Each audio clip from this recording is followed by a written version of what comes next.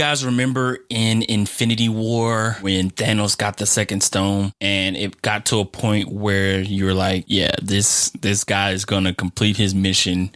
He's going to do what he has to do to achieve his goal of wiping the entire universe, right? With all 6 stones, I could simply snap my fingers. They would all cease to exist. I call that mercy. And then what? I finally rest and watch the sunrise on a grateful universe. So at this moment in time, we are in the timeline of Patrick Mahomes being Thanos. The Chiefs are Thanos, and they just got their second championship ring, Infinity Stone, however you want to call it. The Chiefs are inevitable. Hit the music. The doo-wop. The doo-wop. The doo-wop. The doo-wop.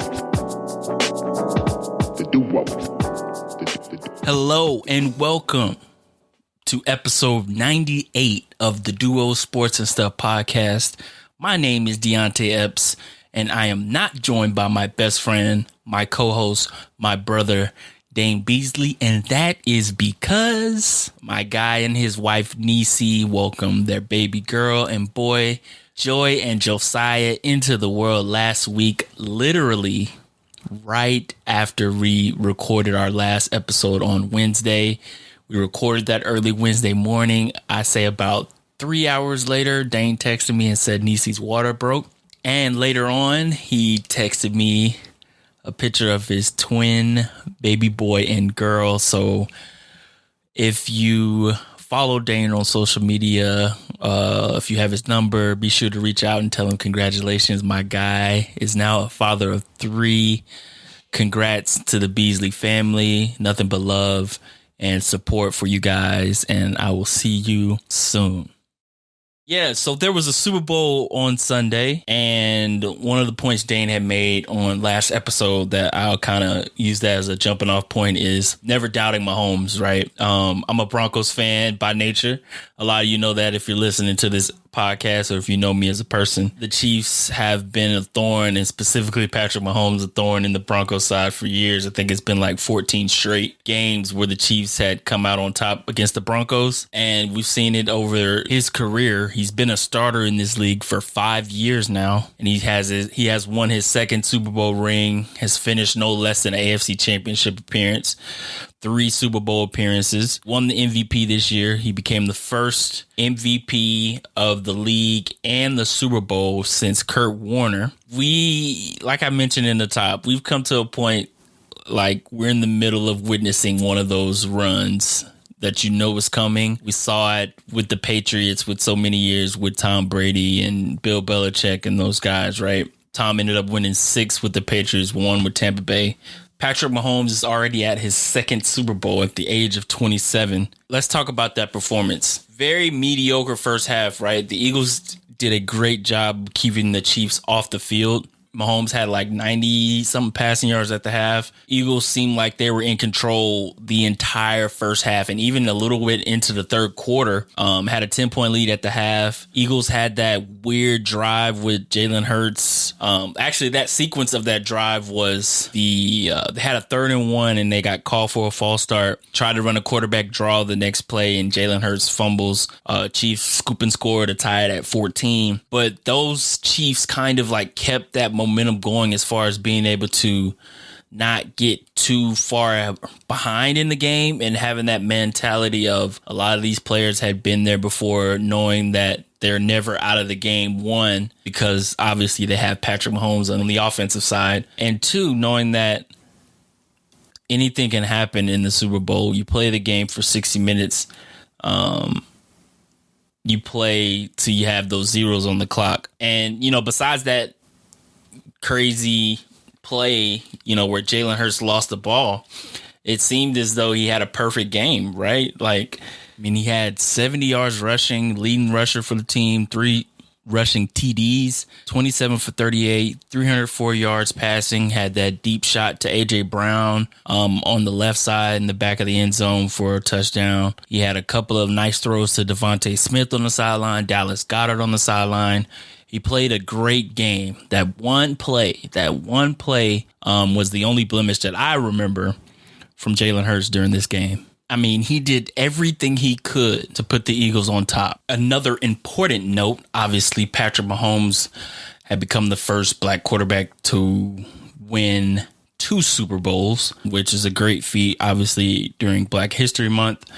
It didn't seem like it was a big offensive shootout. I mean, the score shows a 38-35 final score on the box score, but it was a lot of great defensive plays, especially from the Chiefs down towards the end of the game, holding the Eagles to 11 points in the second half after a 24-point start. But I mentioned last episode with the Chiefs defense, during the regular season, they aren't always seen as a top 5 defense. They don't rank top 5, top 10 in overall production, but they turn it up when it matters the most. In particular in the Super Bowl in the second half, when the Eagles were hot, making big plays down the field, Jalen Hurts scrambling. He got those 3 touchdowns.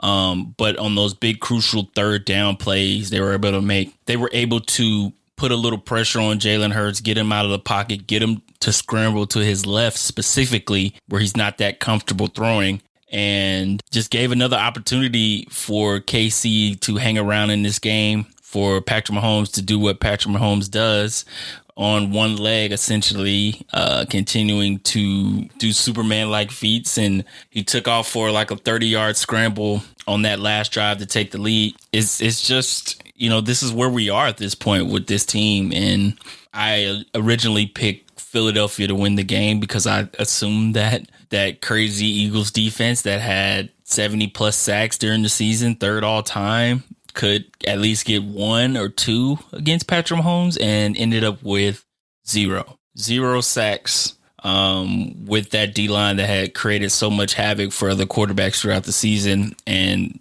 tip of the cap to the Kansas City Chiefs offensive line. Like, those guys put in work, obviously, through these 2 weeks to be able to protect Patrick Mahomes, because in the last Super Bowl appearance, when they played Tampa, I believe in 2021 season, that COVID year, the Bucs were able to frustrate Patrick Mahomes and get to the quarterback and, put him on his back a lot of times. And, that was like one of the main objectives in how the Bucs came out on top, was putting pressure on Patrick Mahomes. And when I say pressure, I mean, you can hurry the quarterback a lot, but with Mahomes, you got to get him to the ground, because he'll either, one, scramble and make a play down the field or to an open receiver, usually Travis Kelce, or 2, which he did on Sunday, is scramble and run down the field and looks like he's jogging down the field, but he's actually making a play. And so that was something that I thought the Eagles didn't do a good job of. They put pressure on Mahomes, but they weren't technically getting to him. They didn't get to him at all, actually. They didn't come up with any sacks. Another thing that I thought was very interesting in this matchup, what helped Philly so much throughout the season, was their running game. First in the league, being able to depend on the run game to give opportunities to Jalen Hurts down the field, to also wear down the defense throughout the game. And besides Jalen Hurts 70 yards rushing on 15 carries, the Eagles, outside of Jalen Hurts, had 45 yards rushing. That's not ideal. And that's not ideal against a Kansas City defense that thrives on putting pressure on the quarterback, especially with Steve Spagnuolo, and that, his scheme is blitzing.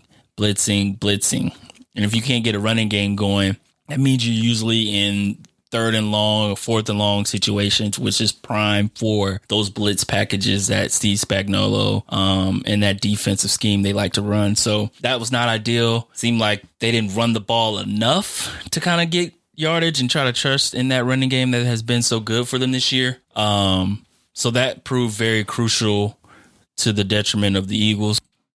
A lot of the main big talking points that media members and social media members alike have been talking about a lot is, one, the field turf, the $800,000 field turf that had been grown in Nebraska or Iowa. Don't quote me on that. Somewhere in the Midwest, Oklahoma, something like that. $800,000 field turf that has been in the process of being built over the years, made, whatever. Man, everybody was slipping and sliding. It was a slip and slide Super Bowl on Sunday. I saw a tweet where Jalen Hurts had switched his cleats from the first to second quarter that showed shots throughout the game of like a pile of cleats of players changing their cleat throughout the game, which is not ideal when you're on the biggest stage in football and not being able to properly cut. And thank God no one was seriously injured, but that is not ideal for the NFL. Apparently it was some kind of new synthetic grass or grass that, they put a lot of work and money into, but whatever that was, they don't need that. I just wish there was a way to get just simple grass that you and I go out and play in at a high school football game, or like simple. To me, seems like the better solution for the NFL. But it seemed like every other play that there was a player sliding or falling on a cut on a lot of those plays where the Chiefs receivers were doing the fake jet motion sweep and going back the other way. You could see the Philly DBs were overcompensating for it and trying to recover and falling on the grass. And so that proved to be detrimental to the Eagles, but also the Chiefs. There were a lot of times where the receivers were falling. Patrick Mahomes in the pocket was slipping a little bit, but very weird to see the field grass, so to speak, play a significant role on both sides of the football. And then probably the most talked about part of the Super Bowl on Sunday was the holding call on Bradbury on Juju Smith-Schuster on the drive that led to the game-winning field goal for the Chiefs. And if you look at the play, seems like they're running like a stop-and-go kind of route, stop-and-go wheel route on the left side. At first glance, when you see it in game speed, it seems as though it could have been like a ticky-tack foul where the refs could have held the flag. And of course, with a moment like this, you get 1,000 slow-mo shots. You get different angles and different views should have been thrown. And it seems as though if it's a holding call, the way that they interpret it in the rule book, he did hold. Now, in that moment, though, with the game on the line, it's Super Bowl, if I'm a ref, I'm holding the flag. I don't want to be the one to decide the game in that moment. Now, the Eagles can, of course, blame themselves, blame the defense for putting themselves in that position, giving up only one incompletion to Patrick Mahomes on a throwaway in the second half. Yeah, they're part of the blame for that. That can also be true. But in that moment, I'm holding the flag. I'm not going to be the one to decide this drive where we have someone on the other side like Jalen Hurts that can go down and try to take the lead for his team. But that's neither here nor there. But I think that holding call, and in back-to-back years, if we go back to the Rams and Bengals Super Bowl from last year, there was a holding call on the Bengals defense on a 3rd and goal, I believe, and gave the Rams a fresh set of downs and also essentially killed a lot of the time for the Bengals to come back and try to match the Rams. So for the NFL PR wise, I don't think in a year where the officiating was so much of the forefront, I think it's a bad look for the NFL, again, to be in a situation where we had such a great and classic Super Bowl, right? And besides the fact that people are talking about the win, I think the second most talked about thing, if not the most, is that holding call that was called on Bradbury. And he came out and said that he did hold. And I think, as a player in that moment, you want to kind of do whatever you can to not blame it on the refs and see it as that guy. You're just saying what any player would say, I think, in not blaming them. Like they took so to speak, the Eagles took the blame for the loss, as they should have. Jason Kelce said the same thing in his press conference, like not leaving up to the refs, which I totally agree with. But if I'm the ref, I'm not throwing that holding call at all. But the Chiefs come out victorious 38-35, and just a couple of nuggets and statistics after this game that you may not have known. For the Chiefs, it's their 3rd Super Bowl victory in franchise history. 2 of them coming in the Reed Mahomes era. 17-3 this season is a record, including the playoffs, their most wins in a season in franchise history. The Chiefs led the NFL in scoring in the regular season for the first time and won the Super Bowl since the 2009 Saints. And for Patrick Mahomes, he's the 3rd quarterback to win 2 Super Bowl MVPs and 2 NFL MVPs. And for the Eagles, they finished season 16-4, including the playoffs, tied for the most wins in a season in franchise history. They led the NFL with 32 rushing touchdowns in the regular season. No team has led NFL in rushing touchdowns in one Super Bowl in the same season since the 1998 Broncos. Eagles were the NFL's last unbeaten team this season after an 8-0 start. The last NFL unbeaten team that didn't win a Super Bowl was 2006 Colts. And just a couple of nuggets for Jalen Hurts, who would have won the Super Bowl MVP had they won the game. He had 3 rushing touchdowns, ties Terrell Davis for most rushing touchdowns in a Super Bowl. And he had 70 rushing yards, most by a quarterback in Super Bowl history. Shout out to the Eagles for a great season. From now on, I'm going to refer to Patrick Mahomes and the Chiefs as Thanos, because right now we're watching Infinity War. And if you guys watched Infinity War, you know what happened at the end. He got all 6 Infinity Stones and pretty much had his way. But as someone else pointed out to me, he did get his head cut off in Endgame. So we're not at the Endgame yet, but we are in Infinity War when it comes to Patrick Mahomes and the Chiefs. Never a doubt, as they say, in Chiefs Kingdom. Shout out to Mahomes. Shout out to the Chiefs. Originally, I was going to have my devoted Eagles fan brother on the podcast, but I'm giving him a few days to grieve and not talk about it. I know when he hears this, he's going to laugh. Sorry about the loss, brother. A couple of other Eagles fans I know, Steve, Mark. Sorry about the loss, man, but we're living in Thanos' timeline right now. The halftime show was incredible. Rihanna came out and performed. Going to have my wife, Carina Epps, come on and talk about and give her analysis of the halftime show. I have my wife, Carina Epps, here to break down the halftime performance by Rihanna. I already broke down the game itself with what my thoughts were about it, but I don't have a great analysis of the musical performance, and that's why I brought you on, Carina. Hello. Thank you for having me. I did not pay attention to, I would say, any of the game besides Rihanna's halftime performance. And it was very highly anticipated. I was excited. It's all I thought about. Anytime I watched any football game this entire season since the announcement was how excited I was to see Rihanna in the halftime show. And it exceeded my expectations. I didn't know what to expect, but I thought it was perfect. I thought she was hot. I thought, one, is she pregnant? Oh, because, if you're trying to hide a pregnancy, you're not going to wear the kind of fit she was wearing. So I was like, okay, is she making a statement here like Beyonce did when she was pregnant? But then I was like, wait, no, she's being too subtle. Maybe she doesn't care, for us to know or for it to be very, obvious here. But I thought thinking she was pregnant, that the performance was everything she could have given to us. People who said it was boring, I'm sorry, you're boring. I don't know she's just not the kind of performer that's going to be, running around the stage, flipping her head back and forth. I just don't think that's her. The songs were great. I think she included some I didn't expect and then left a couple out that I was kind of expecting. But overall, I was turned. I was waving my arms in the air, screaming, fangirling. I enjoyed it.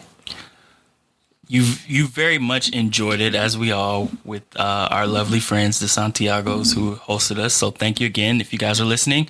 Another question about Rihanna coming into her performance, Carina. There was a lot of talk about her possibly talking about a new album, a new tour, but she came with the baby announcement. Does this make you seem like we won't get any music anytime soon from her? That's exactly what I think. She was trying to tell everyone, chill out, stop asking for more. I'm trying to do me right now. And I'm fine with that. I thrive off the oldies. I don't need any new music. I'm just still jamming to, Pond de Replay, Umbrella. I've taken it way back in the archives to enjoy Rihanna at this current time. So she could do whatever she wants. She's hot. She's amazing. That was good enough for me. And she started the performance on like top of these Super Smash Brother platforms. Did you kind of feel kind of nervous for her? She was way up in the sky.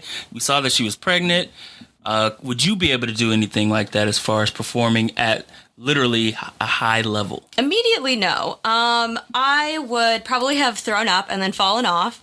If you did see at certain angles, you could see how much those platforms were shaking, which absolutely not. I think I would have been like... Everyone stop. All right, good enough. Let's go.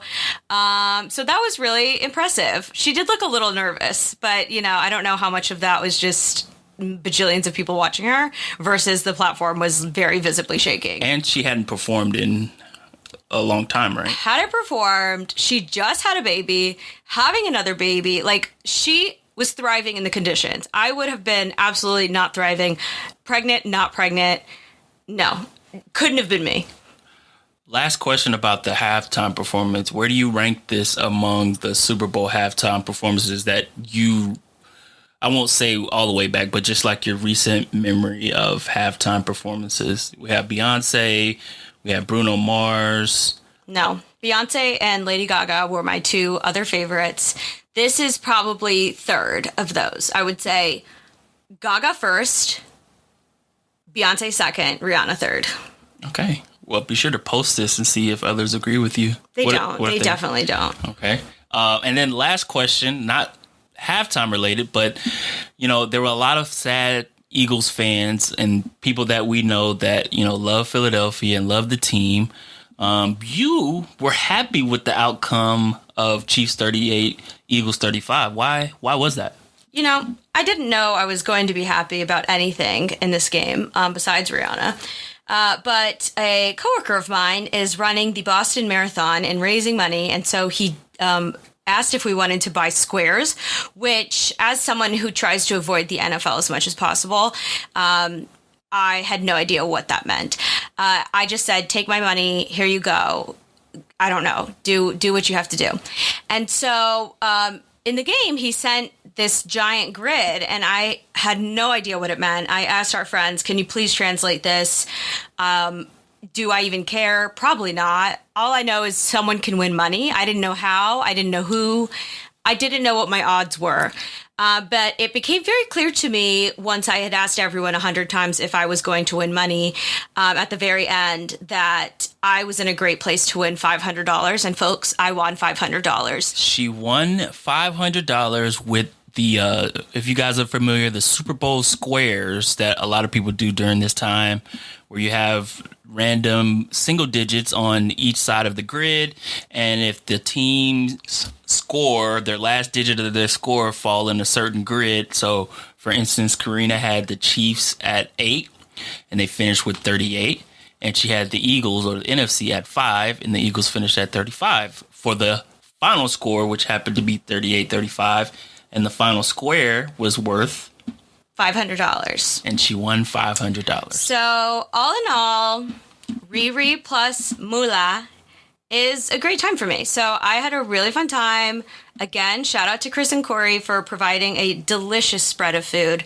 I was so distracted by the snacks and by Rihanna that I honestly did not know I was about to win $500. So it was a great experience. I love gambling. Sports are now my passion now that I've won money doing it. So, yeah, we'll see. Yeah. Well, thank you for your halftime analysis. Thank you for spreading your money grabbing, square winning. I don't know what I'm trying to say here, but you won the squares. Thank you for that. And you're welcome. What is this, your fourth appearance on the duo? I don't know. They're few and far between. I can't really remember. Well, with Dane in absence, I might have to grab you next episode on something very random. Okay, don't ask me anything sports related. And there she is, my wife, Carina Epps. Bye. Thank you so much. And now it's time for... What's that sound?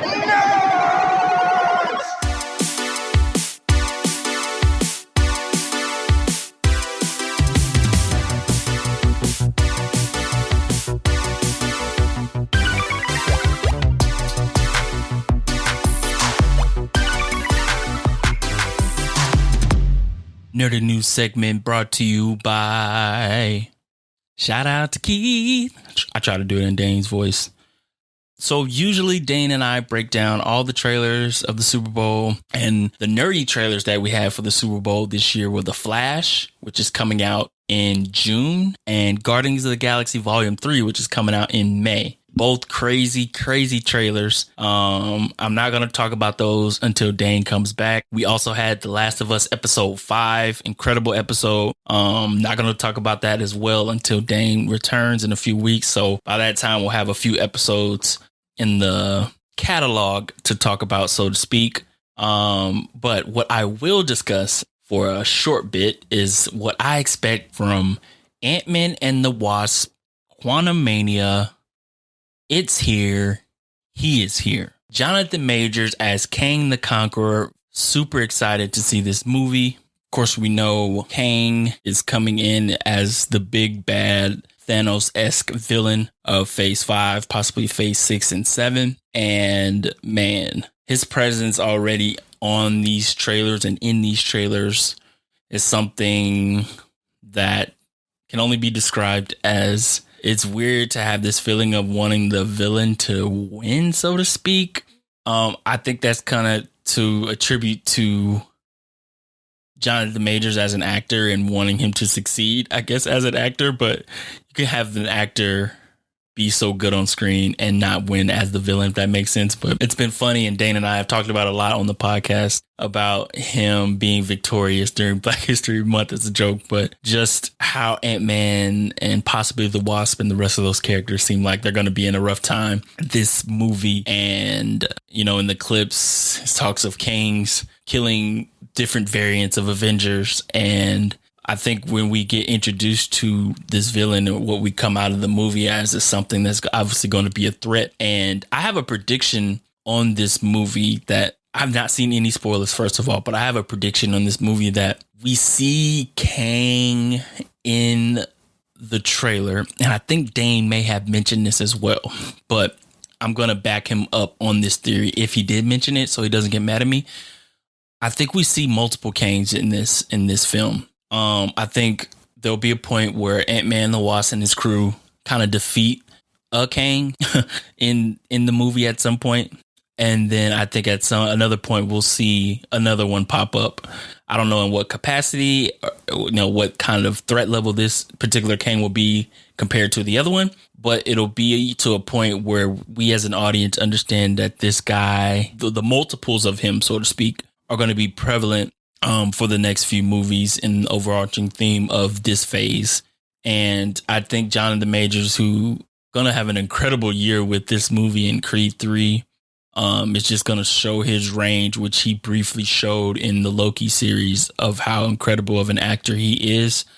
I just predict, and now a lot of people are predicting the death of Scott Lang, Ant-Man. I won't go that far yet. I think he'll get beat down pretty bad.